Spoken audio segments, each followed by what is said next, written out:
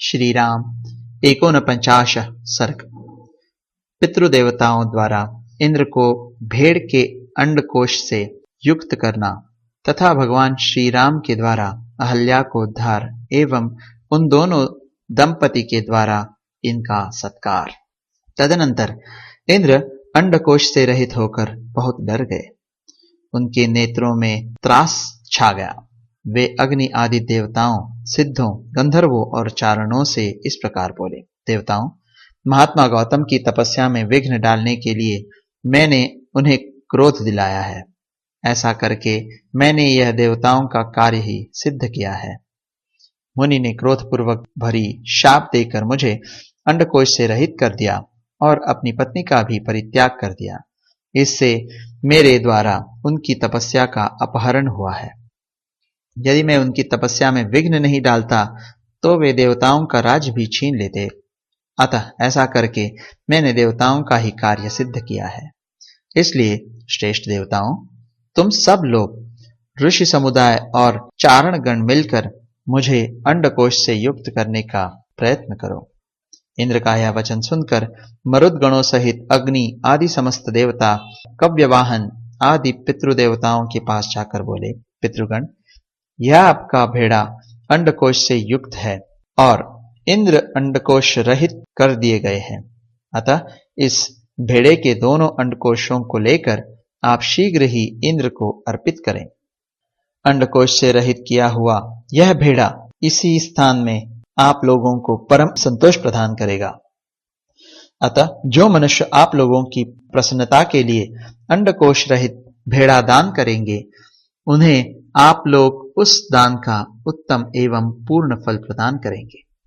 अग्नि की यह बात सुनकर पितृदेवताओं ने एकत्र हो भेड़े के अंडकोश को उखाड़कर इंद्र के शरीर में उचित स्थान पर जोड़ दिया। ककुत्स्थनंदन श्री राम तभी से वहां आए हुए समस्त पितृदेवता अंडकोश रहित भेड़ों को ही उपयोग में लाते हैं और दाताओं को उनके दान जनित फलों के भागी बनाते हैं। रघुनंदन, उसी समय से महात्मा गौतम के तपस्या जनित प्रभाव से इंद्र को भेड़ों के अंडकोश धारण करने पड़े। महातेजस्वी श्री राम, अब तुम पुण्यकर्म महर्षि गौतम के इस आश्रम पर चलो और इन देवरूपिणी महाभागा अहल्या का उद्धार करो। विश्वामित्र जी का यह वचन सुनकर लक्ष्मण सहित श्री राम ने उन महर्षि को आगे करके उस आश्रम में प्रवेश किया।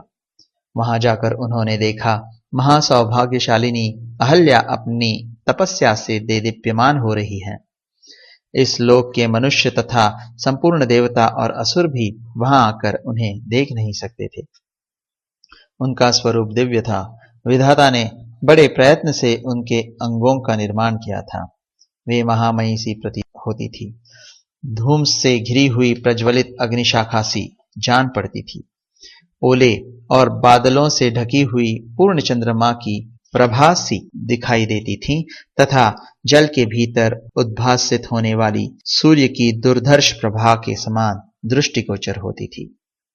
गौतम के शापवश श्री रामचंद्र जी का दर्शन होने से पहले तीनों लोकों के किसी भी प्राणी के लिए उनका दर्शन होना कठिन था।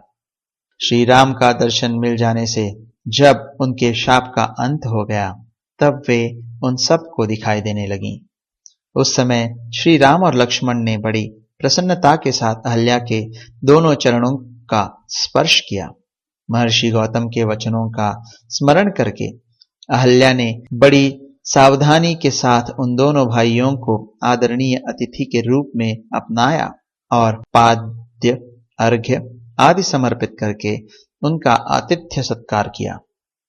श्री रामचंद्र जी ने शास्त्रीय विधि के अनुसार अहल्या का वह आतिथ्य ग्रहण किया। उस समय देवताओं की दुंदुभी बज उठी। साथ ही आकाश से फूलों की बड़ी भारी वर्षा होने लगी। गंधर्वों और अप्सराओं द्वारा महान उत्सव मनाया जाने लगा। महर्षि गौतम के अधीन रहने वाली अहल्या अपनी तप शक्ति से विशुद्ध स्वरूप को प्राप्त हुई। यह देख संपूर्ण देवता उन्हें साधुवाद देते हुए उनकी भूरी भूरी प्रशंसा करने लगे। महातेजस्वी महातपस्वी गौतम भी अहल्या को अपने साथ पाकर सुखी हो गए। उन्होंने श्री राम की विधिवत पूजा करके तपस्या आरंभ की। महामुनि गौतम की ओर से विधि पूर्वक उत्तम पूजा आदर सत्कार पाकर श्री राम भी मुनिवर विश्वामित्र जी के साथ मिथिलापुरी को चल गए। इस प्रकार श्री वाल्मीकि निर्मित आर्ष रामायण आदि काव्य के बालकांड में 49वां सर्ग पूरा हुआ।